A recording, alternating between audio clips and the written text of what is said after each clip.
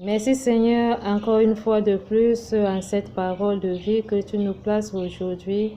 dans la parole qui nous vient dans la lecture de la Genèse, que tu nous présentes tous la foi et la grâce que tu as prouvée avec l'humilité de nous montrer le chemin de la justice et de la vérité, en nous donnant une nouvelle terre et une action de grâce pour la créativité de toute espèce qui se présente sur la terre. La voix de ton œuvre a purifié et a sanctifié aujourd'hui que nous soyons ceux dont que tu as prouvé à la ressemblance de ton immense, de ton image que tu nous rapportes tous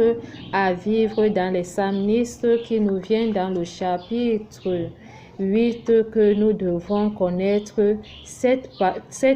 puissance que tu as établie dans les eaux afin que nous rayons sur la terre avec toute la créativité que tu as mis au milieu de nous. Par cette parole, tu nous demandes tous de mettre la confiance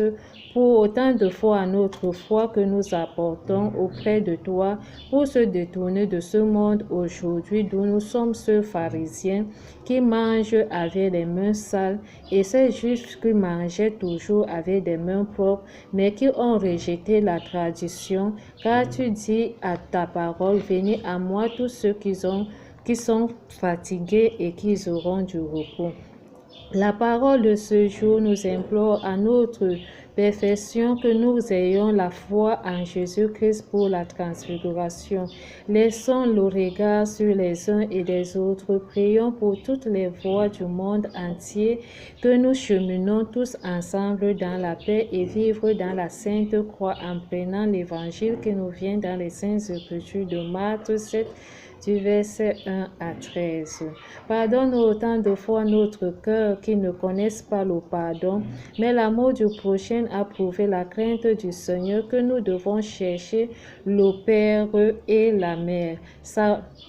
puissance a régné dans le monde entier pour que son Père nous donne la vie et sa Mère rend grâce à notre unité. La perfection de cette beauté comblera tous à la puissance de l'Esprit Saint, d'où nous serons ceux dont qui vivront sur une terre qui est digne d'amour en bénissant les grâces que notre Père nous donne tous les jours. La lumière de ce monde est une bénédiction que nous tous nous recevons, quel qu'en soit notre cœur que nous avons auprès de lui. Merci Seigneur Jésus-Christ, aide-nous dans les différentes voies de communication